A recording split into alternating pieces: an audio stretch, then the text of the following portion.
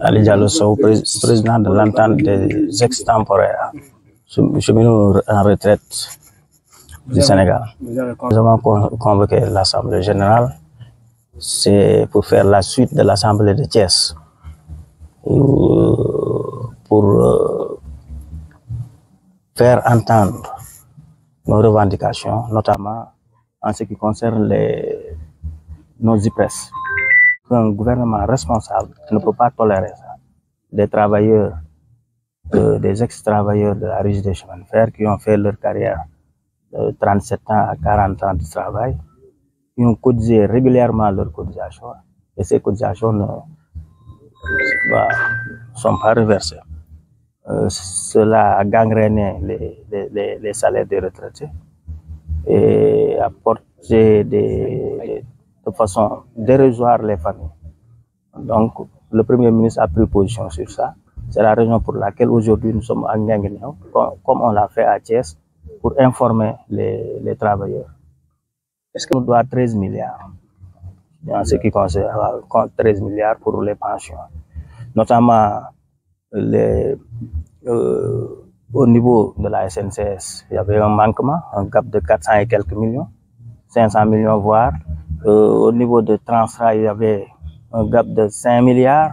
Au niveau de DBF, il y avait aussi un gap de 6 milliards.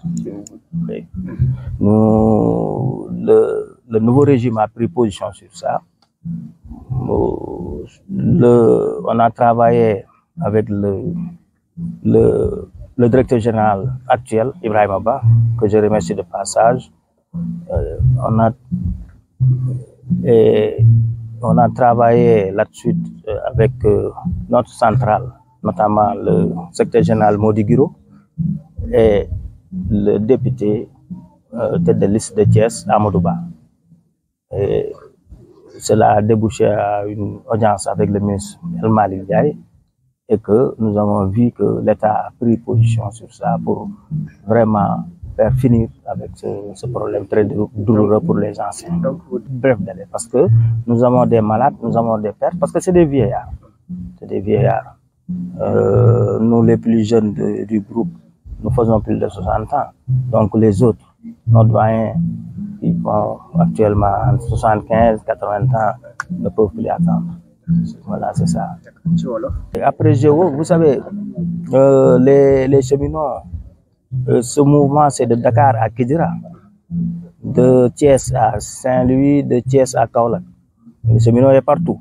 Nous avons la responsabilité d'aller voir nos camarades dans leur localité pour leur expliquer la position de l'État sur ça. Pour leur demander aussi, pour leur montrer l'attitude, c'est-à-dire l'appui de l'État sur ce dossier pour en finir avec. C'est la raison pour laquelle nous irons, comme vous le dites, à Tamba, comme on l'a fait ici aujourd'hui à Nguinguinéo, pour rencontrer les camarades de Tamba et de Kidira, à Tamba, notamment à la gare de Tamba. Tout ça pour manifester et remercier le Premier ministre de son déclaration à Thiès. Et le demander aussi d'accélérer la cadence, comme on dit, accélérer parce que les anciens ne peuvent plus attendre. C'est ça. D'accord.